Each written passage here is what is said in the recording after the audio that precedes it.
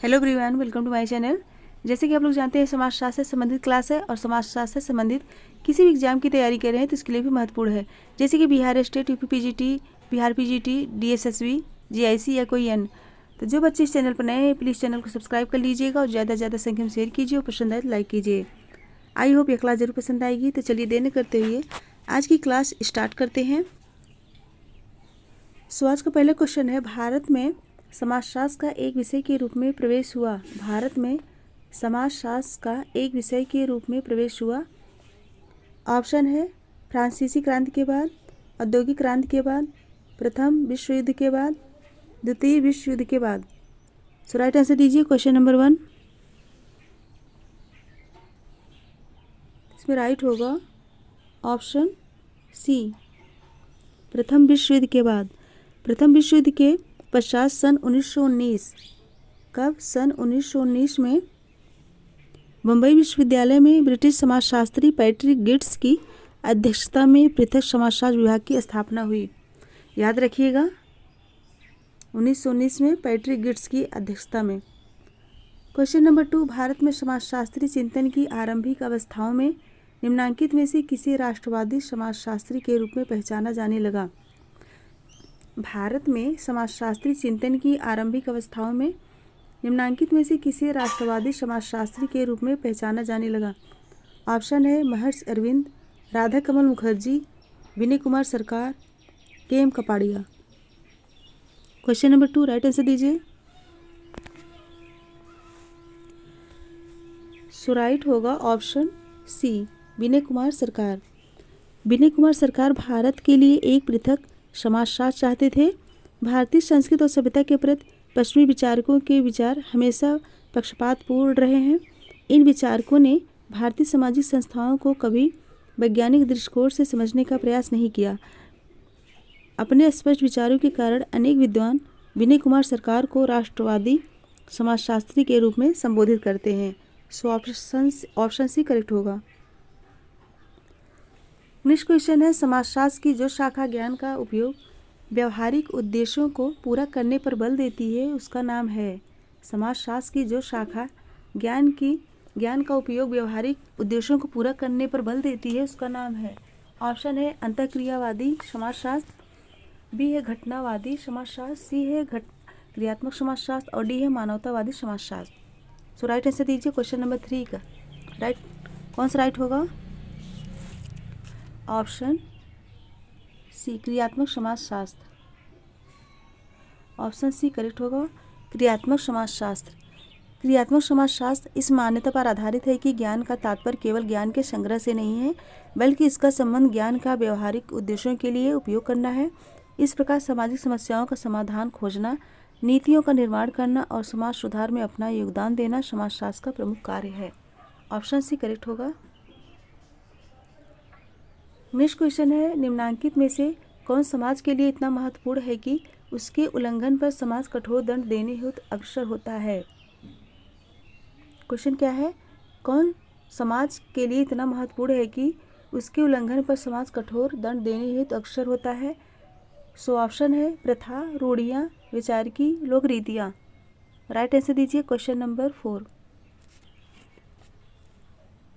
इसमें राइट होगा option B, रूढ़ियाँ। ऐसे सामाजिक प्रतिमान जो किसी समाज अथवा समूह हेतु व्यवहार के नैतिक मानदंड प्रस्तुत करते हैं, रूढ़ियाँ कहलाते हैं। रूढ़ियों का पालन करना जनरीतियों की भांति वैकल्पिक नहीं होता, इसके उल्लंघन करने पर कठोर दंड की व्यवस्था होती है। इस अवधारणा का प्रतिपादन समनर ने अपनी पुस्तक फोकबिंज में किया है। ऑप्शन बी, रूढ़ियाँ। नेक्स्ट क्वेश्चन है, क्वेश्चन नंबर 5, सूची 1 को सूची 2 से सुमेलित कीजिए। सूची 1 को सूची 2 से सुमेलित करना है। कल्चरल सोशियोलॉजी किसकी है? गिलिन एवं Gillin. Mind, self and society, Mead की है। Handbook of social psychology in modern, Kimball Young की है। ह्यूमन सोसाइटी, किंग्सले डेविस की है। कौन सा ऑप्शन करेक्ट होगा? तो इसमें करेक्ट होगा ऑप्शन बी। अच्छे से पढ़ लीजिएगा। नेक्स्ट क्वेश्चन है, नीचे दिए गए कथन तथा कारण को ध्यानपूर्वक पढ़ें। तथा नीचे दिए गए कूट में से सही उत्तर चुनिए। कथन है गेशेल्सफ्ट से अर्थ है कि वह समाज जो अनुबंधात्मक संबंध पर आधारित होता है। कारण है गेशेल्सफ्ट समाज द्वितीयक समूहों पर आधारित होता है। कूट देख के राइट आंसर दीजिए। सो इसमें राइट होगा ऑप्शन ए। ए और आर दोनों सही है। आर ए का सही स्पष्टीकरण है। ऑप्शन ए करेक्ट होगा।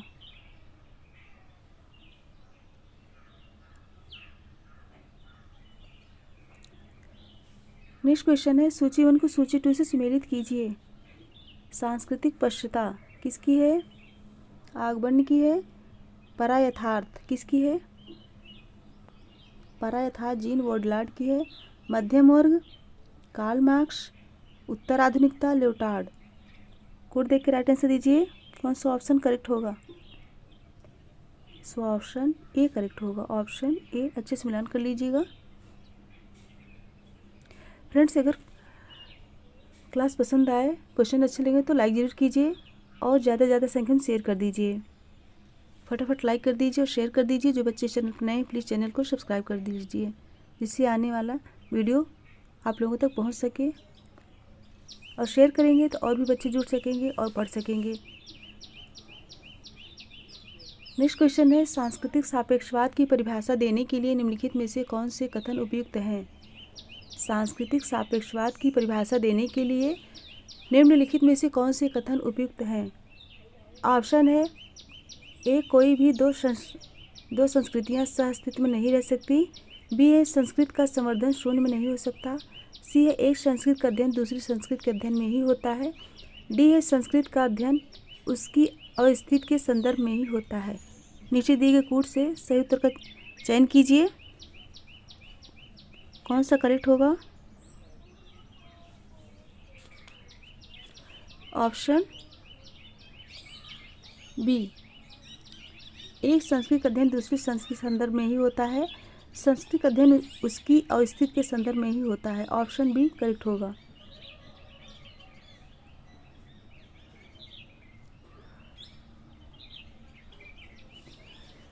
मानव शास्त्री हर्षकोविच ने सांस्कृतिक सापेक्षवाद के सिद्धांत को प्रस्तुत किया। इसके अंतर्गत एक संस्कृत का अध्ययन दूसरी संस्कृत के संदर्भ में होता है तथा संस्कृत का अध्ययन उसकी अस्तित्व के संदर्भ में ही होता है। नेक्स्ट है क्वेश्चन नंबर 9। जब एक अन्य संस्कृत के प्रभाव के अंतर्गत जीवन का संपूर्ण तरीका ही बदलाव की स्थिति में हो तो उसे क्या कहा जाता है? जब एक अन्य संस्कृत के प्रभाव के अंतर्गत जीवन का संपूर्ण तरीका ही बदलाव की प्रक्रिया में हो उसे क्या कहा जाता है? ऑप्शन है प्रसरण, संस्कृत संक्रमण, आत्मसातकरण और समाजीकरण। कौन सा करेक्ट होगा? ऑप्शन सी आत्मसातकरण। एक संस्कृत द्वारा अपने से भिन्न दूसरी संस्कृत को अपने में घुला मिला लेने की प्रक्रिया को आत्मसातकरण कहते हैं। आत्मसातकरण की प्रक्रिया में दूसरी संस्कृत के इतिहास, स्मृतियों, परंपराओं, भावनाओं व दृष्टिकोणों को इस प्रकार अपना लिया जाता है जैसे वे उन्हीं की संस्कृत के अंग हों। नेक्स्ट है पार्सन्स के अनुसार सामाजिक प्रणाली के लिए निम्नलिखित में से कौन कौन सी प्रकार्यात्मक पूर्वापेक्षाएं हैं? ऑप्शन है समंजन, लक्ष्य प्राप्त, एकीकरण, समायोजन। बी है समायोजन, अनुकूलन, विन्यास, अनुरक्षण एवं एकीकरण। सी है सहकारिता, लक्ष्य प्राप्त, एकीकरण एवं विन्यास, अनुरक्षण। डी है अनुकूलन, लक्ष्य प्राप्त, एकीकरण एवं विन्यास, अनुरक्षण। टिन का राइट आंसर दीजिए। तो इसमें राइट होगा ऑप्शन डी, अनुकूलन, लक्ष्य प्राप्त, एकीकरण, विन्यास, अनुरक्षण। टालकट पार्सन्स ने अपनी पुस्तक the structure of social action 1937 में सामाजिक क्रिया को सामाजिक प्रणाली अथवा व्यवस्था से संबद्ध कर प्रणालियों के एक बृहत मॉडल की रचना की है। और पार्सन्स ने अपनी पुस्तक द सोशल सिस्टम 1951 में 4 प्रकारों का उल्लेख किया है। कौन कौन से हैं? अनुकूलन, लक्ष्य प्राप्त, एकीकरण, विन्यास, अनुरक्षण। नेक्स्ट क्वेश्चन है क्वेश्चन नंबर 11। जब एक समूह विशेष के सदस्य एक अन्य समूह को संदर्भ समूह की भांति समझते हैं, जब एक समूह विशेष के सदस्य एक अन्य समूह को संदर्भ समूह की भांति समझते हैं तो उसे क्या कहा जाता है? नीचे दिए गए कोड से सही आंसर का चुनाव कीजिए। ऑप्शन है प्रवेश के लिए प्रयास, बी है दूसरे के लिए जागरूकता, सी है प्रदत्त श्रेष्ठता और डी है व्यक्तिगत पहल या अगुवाई, ई है स्पर्धा और डी है मात्र तुलना। राइट आंसर दीजिए। इसमें राइट होगा option A. Option A correct होगा। प्रवेश के लिए प्रयास और प्रदत्त श्रेष्ठता, स्पर्धा और मात्र तुलना। ऑप्शन ए करेक्ट होगा। नेक्स्ट क्वेश्चन है सूची 1 को सूची 2 के साथ सुमेलित कीजिए। सुमेलित होगा।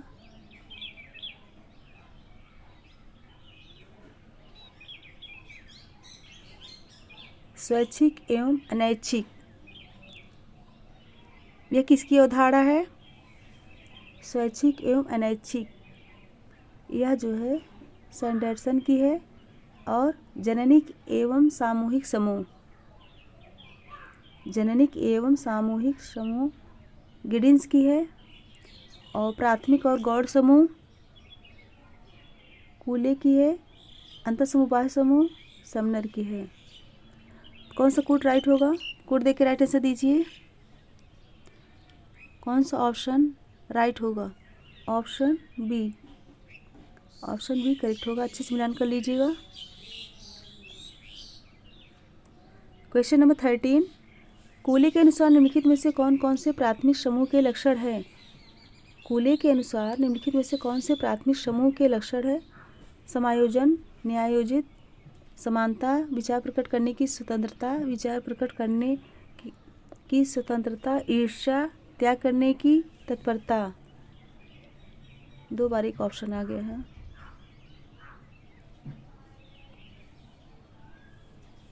कौन सा ऑप्शन करेक्ट होगा? Question number 13 option B. Option B correct होगा। नेक्स्ट क्वेश्चन है रॉबर्ट रेडफील्ड के अनुसार लघु समुदाय की कौन सी 4 विशेषताएं हैं? रॉबर्ट रेडफील्ड के अनुसार समुदाय की कौन सी 4 विशेषताएं हैं?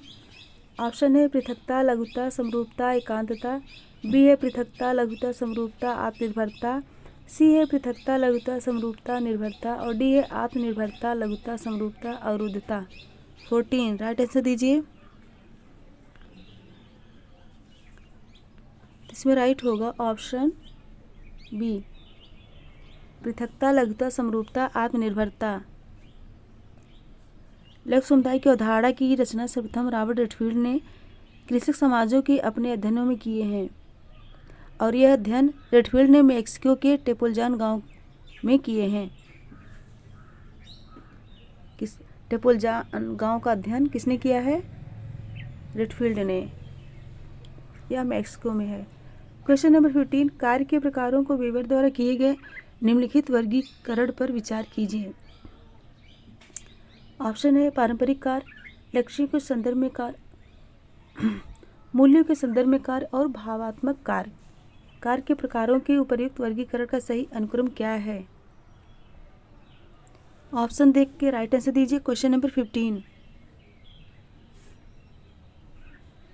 कौन सा राइट होगा? Option D.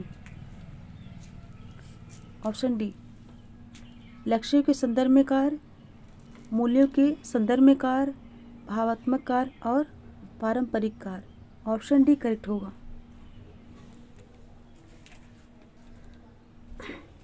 नेक्स्ट है निम्नलिखित में से कौन सा एक कथन सही है? कौन सा एक कथन सही है? ऑप्शन है एक समान नैतिकता में दृढ़ विश्वास, बी है समान नैतिकता का अभाव, सी है सामंतवादी मानसिकता, डी आदिम प्रकार की संस्कृति। 16 का राइट आंसर दीजिए।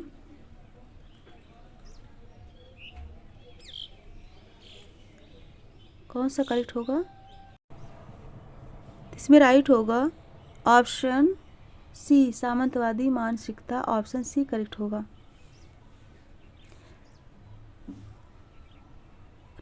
अरे सॉरी, पूछा गया कौन सा एक कथन सही है, इसमें राइट होगा ऑप्शन ए। करेक्ट कर लीजिए, ऑप्शन ए सही है।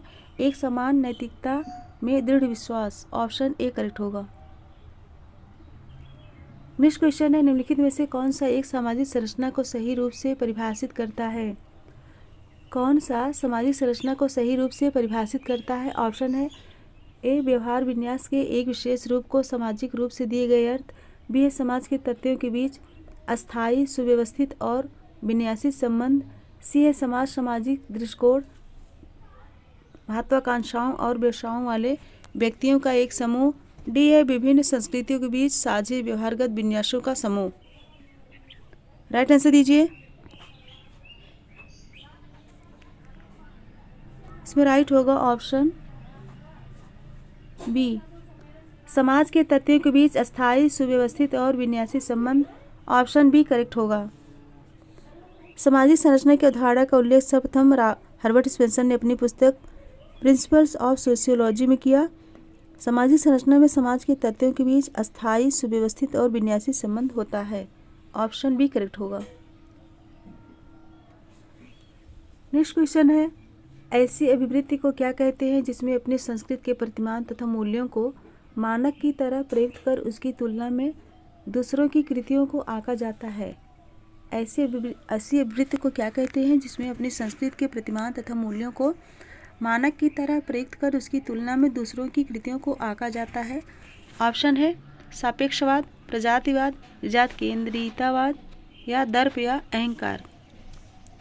80 क्वेश्चन नंबर 18 राइट आंसर दीजिए। सो राइट होगा ऑप्शन सी निर्जात केंद्रितवाद।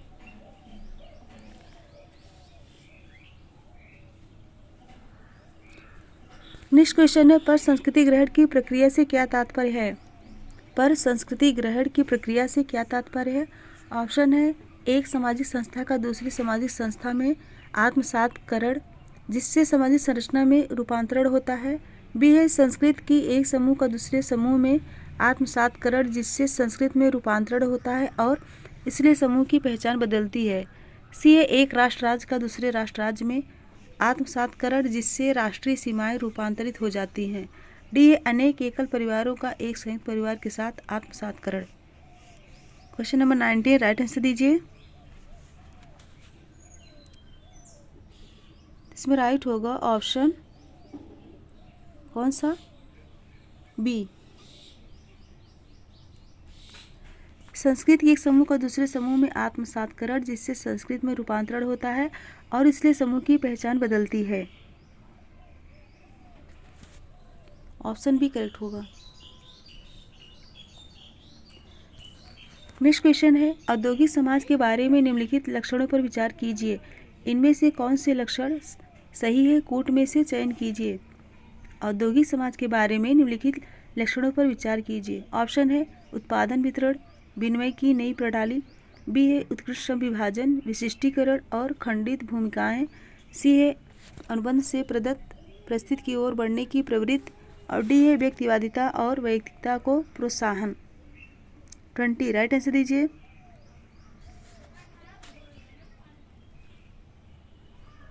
सो इसमें राइट होगा ऑप्शन डी उत्पादन वितरण विनिमय की नई प्रणाली और व्यक्तिवादिता और वैयक्तिकता को प्रोत्साहन, ऑप्शन डी करेक्ट होगा।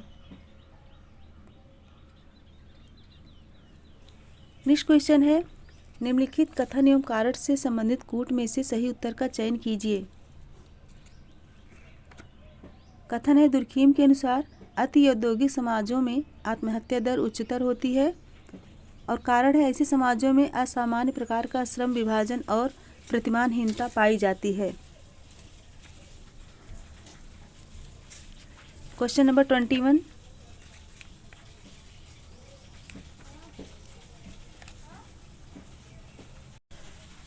कौन सा राइट होगा?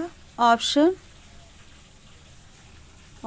ए करेक्ट होगा, ऑप्शन ए तथा आर दोनों सत्य है और आर ए का सही स्पष्टीकरण है। ऑप्शन ए करेक्ट होगा। नेक्स्ट क्वेश्चन है क्वेश्चन नंबर 22। पूंजीगत समाजों में विभाजन का प्रतिरूप किस कारण है? पूंजीगत समाजों में विभाजन का प्रतिरूप किस कारण है? ऑप्शन है ए उत्पादन के साधनों से कामगारों का अलगाव, बी है अतिरिक्त मूल्य पैदा करने की इसकी क्षमता, सी है श्रमवार की स्थितियाँ, डी है प्रतिरोधी वर्ग संघर्ष। 22 राइट आंसर दीजिए। सो इसमें कौन सा राइट होगा? ऑप्शन ए उत्पादन के साधनों से कामगारों का अलगाव, ऑप्शन ए करेक्ट होगा। विभाजन या अलगाव व्यक्ति की एक ऐसी सामाजिक मनोवैज्ञानिक स्थिति है जिसमें व्यक्ति का उसके सामाजिक अस्तित्व के मुख्य पक्षों से विसरण हो जाता है। अलगाव को सर्वप्रथम कार्ल मार्क्स ने समाजशास्त्री सिद्धांत की एक प्रमुख अवधारणा के रूप में प्रतिस्थापित किया। पूंजीगत समाजों में कामगारों का उत्पादन के साधनों से अलगाव हो जाता है, ऑप्शन ए करेक्ट होगा।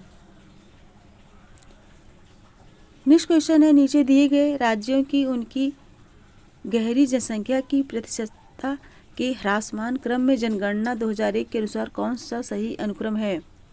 नीचे दिए गए राज्यों की उनकी गहरी जनसंख्या की प्रतिशतता के ह्रासमान क्रम में जनगणना 2001 के अनुसार कौन सा सही अनुक्रम है? ऑप्शन है मिजोरम, आंध्र प्रदेश, कर्नाटक, महाराष्ट्र, बी है कर्नाटक, महाराष्ट्र, मिजोरम, आंध्र प्रदेश, सी है मिजोरम, महाराष्ट्र, कर्नाटक, आंध्र प्रदेश, डी है कर्नाटक, आंध्र प्रदेश, मिजोरम, महाराष्ट्र। 23 राइट आंसर दीजिए।